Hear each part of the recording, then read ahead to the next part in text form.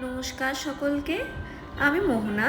অনেক অনেক অনেক দিন পর চলে এসেছি মিঠাইয়ের তরফ থেকে নতুন একটা ভিডিও নিয়ে। প্রায় 7 মাস পর এটা আমার প্রথম ভিডিও নতুন কাজের জায়গা থেকে। আমার প্রত্যেকদিন সকালের রুটিন এখন এটাই হয়ে দাঁড়িয়েছে, সকালে এসে জানলা দরজা খুলে দেওয়া আর তারপরে এই গাছগুলোকে একটু দেখা কোনটা কতটা বাড়লো, কীরকম কি আছে। এই গাছগুলো সেই আগে অনেক ভিডিওতে আমি দেখিয়েছিলাম, কেটে কেটে রেখেছিলাম, সেগুলোই ওপরে এনেছি। আর এখন গরম পড়াতে তো গাছ আরও বেড়েছে, সেখান থেকে কেটে কেটে আরও ছোট ছোট কাটিং বানিয়েছি যাতে গাছ তৈরি করে এই উপরের বারান্দায় রাখতে পারি। খুব বেশি ভ্যারাইটির গাছ মেনটেন করা যেহেতু একটু টাফ হয়ে যায়, তার জন্য আমি শুধু মানি প্ল্যান্টই রেখেছি। আজকে প্রথম ডেলিভারি আছে একটা বেন্টো কেক, যেটা একটা হ্যান্ড পেন্টেড ক্যাট আছে কার্টুন ফর্মে, সেটাই আগে করে নেব। যারা আমার ভিডিও নতুন দেখছেন তাদের উদ্দেশ্যে বলি, আমি মোহনা। আমি বারাসাতে চাপাডালি এরিয়ায় ছোট্ট একটা হোম বেকারি চালাই বিগত 4-4.5 বছর ধরে। আর আমার বানানো এই সমস্ত কেক আমি ডেলিভার করি পুরো কলকাতা, উত্তর 24 পরগনা, হাওড়া এবং হুগলির আরবান পার্টসে।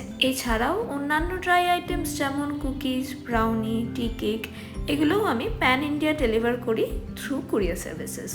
পরিচয়ের পালা কমপ্লিট করতে করতে আমার কেক করাও কমপ্লিট হয়ে গেছে। টিউবের আলোতেও এত সুন্দর নিট দেখাচ্ছে, আমি আর একবার বাইরে নিয়ে গিয়ে দেখাচ্ছি। যে কোনো কেক যদি তার ফ্রস্টিংটা খুব নিট হয়, তার ডিজাইন যেমনই হোক না কেন, আমার মনে হয় সেই কেকটার ওভারঅল যে লুকটা সেটা অনেক বেশি এনহ্যান্স হয়ে যায়।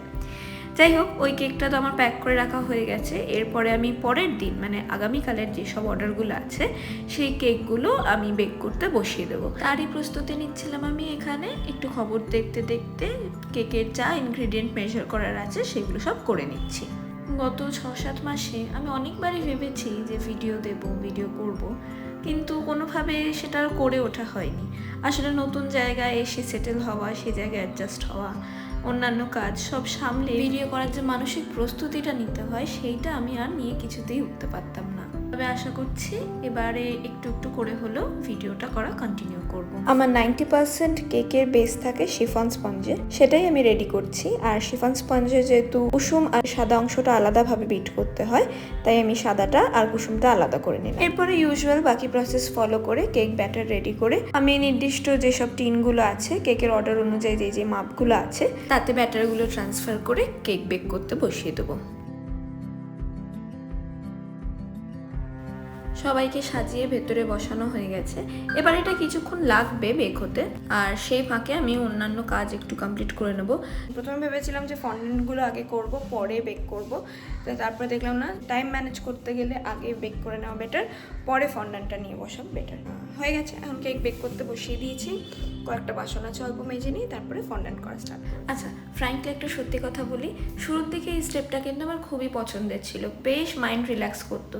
কিন্তু আজকাল করে করে করে করে আর একদমই ভালো লাগে না, মনে হয় এই স্টেপটা যেন না থাকলেই বেটার হতো। তো যাই হোক, কিছু করার তো নেই, বাসন তো পড়বেই, আর সেগুলো টাইম টু টাইম ক্লিনও করে নিতে হবে। যাই হোক, আমার ফন্ডেন্টের কাজ আছে, আমি সেগুলোই করব বলে আগে সব বার করে নিলাম। তার আগে একটু বক্স রেডি করে নিলাম।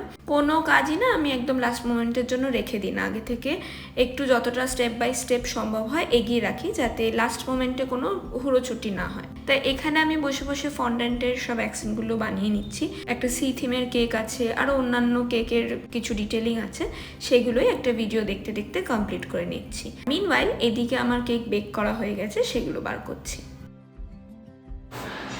একদম freshly baked homemade fresh cakes.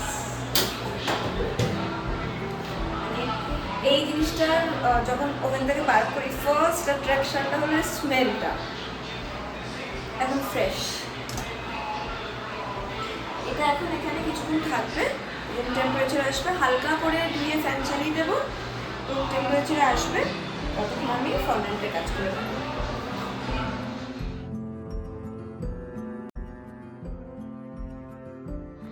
Ready সব একদম ফ্রেশলি বেকড কেক। এখানে দুটো উল্টে রাখা আছে। শিফন স্পঞ্জে কি হয় যে না রাখলে যদি কুকিং প্রসেসটা অন থাকে, ওভেন থেকে বার করা কিছুক্ষণ পরও দিলে উল্টে না রাখলে সিঙ্ক করে দেয় মাঝখানটা, সেটার জন্য এগুলো উল্টে রেখেছিলাম। এই যে মার্ক হয়ে গেছে, তো এগুলো আর দরকার নেই, এই দুটো দরকার আছে, তাই উল্টে রেখেছি। এরপরে আমি ওই সি থিম বার্থডে কেক যেটা আছে সেটার ডেকোরেশন প্রসেসটা স্টার্ট করে দিয়েছি। অনেক দিন পর অন ক্যামেরা একটা এরকম কেক ডেকোরেট করলাম। আগে তো মোটামুটি এই বড় ভিডিওগুলোয় আমি এরকম কেক ডেকোরেশন অনেকই দেখাতাম, তো মাঝে মাঝে আমি যখন ভিডিও দিতাম না তখন মাঝে মাঝে কিন্তু আমারও মনে হতো যে এরকম একটু যদি রেকর্ড করি তাহলে কেমন হয়, মানে ইচ্ছা করতো কিন্তু ওই করে ওঠা হতো না। তো আজকে বহুদিন পর এটা করতে পেরেছি, বেশ নিজের মনের মধ্যে একটা আনন্দ লাগছে। তো এখানে সি থিম ছিল, কম্বিনেশন ছিল এই ডার্টি ব্লু, হোয়াইট আর পিঙ্কের ওপর। এগুলোর ওপরেই আমি পার্ল লাস্টার ডাস্ট লাগিয়ে নিচ্ছি যাতে ঝিনুকের গায়ে যে চিকচিকে ভাবটা থাকে সেইটা এই ফন্ডেন্টগুলোর উপর মিমিক করতে পারি। দিয়ে লাগানো হয়ে যাওয়ার পরে একটা একটা করে এই পার্লের যে বিড, একটা ঝিনুক, স্টারফিশ, এগুলো যেগুলো করে রেখেছিলাম সেগুলো অল্প অল্প করে আমি এখানে সব সেট করে নিচ্ছি ক্রিমের উপরে।